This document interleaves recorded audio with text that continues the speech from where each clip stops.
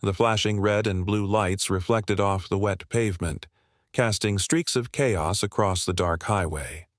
Captain Marcus Allen, a decorated Black Army officer still in uniform, sat frozen behind the wheel of his car, his hands raised, his heartbeat drumming against his ribs. Rain pattered softly on his windshield, but the voices outside were anything but calm. "Step out of the car!" a police officer shouted, gun drawn, eyes narrowed with hostility. Marcus tried to speak, to explain, but the words were drowned out by fear and arrogance colliding in one terrible instant. A shot cracked through the night, then another. Marcus fell to the ground, a soldier not on the battlefield but in his own homeland. Before I tell you what happened next, tell me in the comments where you're watching from. I love knowing who's listening. The silence after the gunfire was deafening.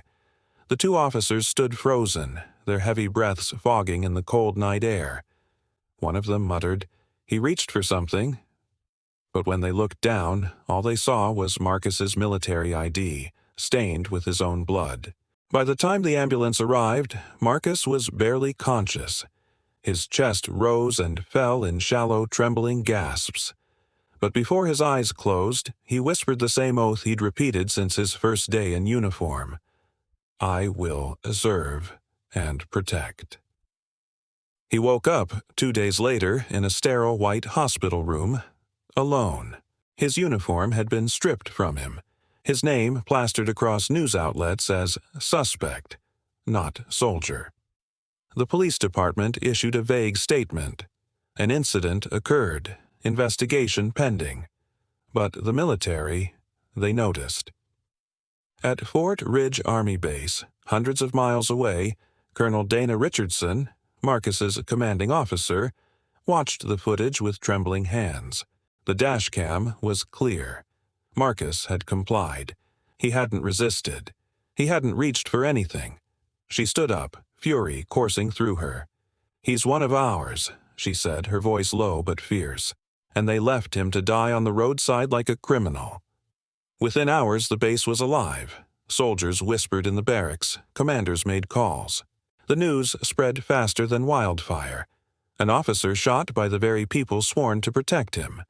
While the police tried to bury the story, something unexpected happened. Civilians began sharing the footage online. The hashtags spread. Veterans from across the country spoke out. Black soldiers, white soldiers, men and women. They stood united behind Marcus Allen's name. Marcus, still weak in his hospital bed, saw it all unfold from a small television in the corner. His mother sat beside him, her eyes glistening. "Baby," she whispered, brushing his forehead, "you're not alone in this fight anymore." And she was right, because the army had decided to act. 3 days later, the city woke to a scene they'd never forget. Military vehicles rolled through the streets, not in aggression, but in protest. Rows of uniformed officers stood at attention in front of City Hall, holding their hats over their hearts. They carried no weapons, only signs that read, "Honor those who serve." Justice for Captain Allen. Colonel Richardson stepped up to the microphone. Her words echoed through the plaza and across millions of screens. "We defend this nation together. But if one of us isn't safe in uniform, none of us are. The military doesn't turn its back on its own." Crowds gathered, reporters filmed, and for the first time the city's police department faced the storm they had created. The mayor ordered a full investigation. Within weeks, the officers responsible were dismissed, charged, and brought before a court. During the hearing, Marcus, still healing, walked slowly to the stand. He didn't raise his voice. He didn't speak with anger. He spoke with the quiet strength of a man who had already seen too much war to wage another one. "I don't want revenge," he said softly. "I want change.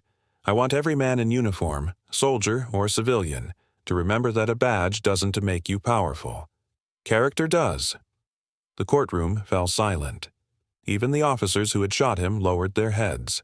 Months later, the Army named a new initiative after him, the Allen Code, a joint training program between military and police designed to teach de-escalation, respect, and accountability. Marcus returned to service, not as a victim, but as a leader. On the day of the program's launch, he stood before a sea of recruits, police cadets, and young soldiers side by side. The sunlight caught the gold on his shoulder, glinting like fire. He took a deep breath and said, "The day they shot me, I lost blood, but not faith, because faith isn't built on the world being fair. It's built on our choice to make it fairer." The recruits rose to their feet, clapping, not out of obligation, but out of respect. That night, Marcus walked alone down the same kind of quiet road where it all began. The air was calm.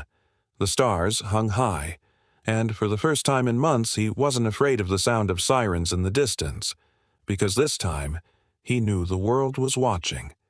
And it had changed, because he refused to stay silent, because courage isn't loud. It's steady. It's the heartbeat that refuses to stop even when the world tries to silence it. And under those same flashing lights where fear once ruled, justice finally stood tall. If this story inspired you, please like, subscribe, and share it. Tell us in the comments, do you believe courage can change systems? This is Whispered Words, where stories of truth, honor, and redemption are whispered until the world listens.